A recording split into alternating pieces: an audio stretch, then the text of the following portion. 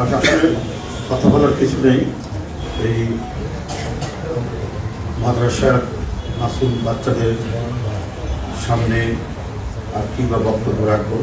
তারা দুহাত তুলে আল্লাহর কাছে দোয়া চাইবে। এদেশের এমন একজন মানুষ যিনি যেদিন থেকে রাজনীতিতে এসেছে সেদিন থেকে এদেশের মানুষের তাদের কল্যাণ, তাদের চিন্তা এবং তাদেরকে ছেড়ে কোনোদিন তাদের সুখ দুঃখ সব কিছুতে তিনি অংশ ভাগ করেছেন এবং তাদের সাথেই থেকেছেন। অনেক প্রলোভন দেওয়া হয়েছিল, অনেক লোভ দেখানো হয়েছিল দেশকে চলে গেলে তার কিছুই হলো না। কিন্তু যারা দিয়েছেন তারা জোর করে রাষ্ট্র ক্ষমতা দখল করেছে, বাংলাদেশকে দখল করে রেখেছে অন্য দেশের তাবেদার বানানোর জন্য।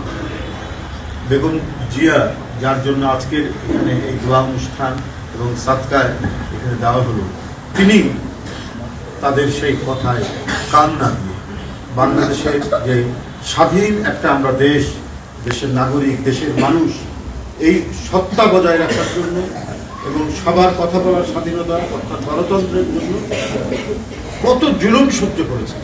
একজন মহিলা মানুষ একটা ধ্বংসপ্রাপ্ত কারাগারের মধ্যে তাকে 2.5 বছরের মতো কারারুদ্ধ করে রাখা হয়েছে, তাকে চিকিৎসা দেওয়া হয়নি, তার খাবারের মধ্যে বিষ প্রয়োগ করা বিষয়েও মানুষ সন্দেহ করে, সবাই সন্দেহ করে। কারণ একটা সুস্থ মানুষ জেলের মধ্যে চলে গেলেন হাঁটতে হাঁটতে, যখন তাকে গ্রেপ্তার করে নিয়ে যাওয়া হয়, অথচ যখন 2.5 বছর পর তিনি যখন ফিরে আসছেন তখন হুইল চেয়ারে করে তাকে নিয়ে আসা হয়েছে।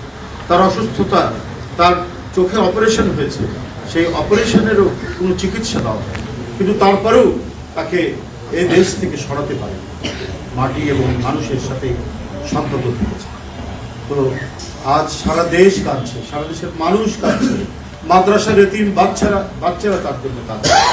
আজকে আকাশে কান্নার রোদ, বাতাসে রোড়াজারি আমরা শুনতে পাচ্ছি। শুধু উনি যে দলের প্রধান সেই দল না, বিএনপি না, আজকে নানা রাজনৈতিক দল, আজকে পেশাজীবী মানুষ, আজকে আলেম ওলেমা, আজকে মাদ্রাসা এতিমখানার বাচ্চারা, আজকে পৃথিবীর বিভিন্ন দেশের রাষ্ট্রনায়করা পর্যন্ত তার সুস্থতা কামনা করে বার্তা দিচ্ছেন, আরোগ্য কামনা করছেন এবং তো আল্লাহ যেন আমাদের এই প্রিয় নেত্রীকে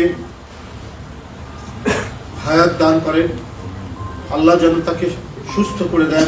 তিনি আরো অনেক দিন আমাদের মাঝে বেঁচে থাকলে কমপক্ষে দেশের জন্য, দেশের মানুষের জন্য মঙ্গল হবে।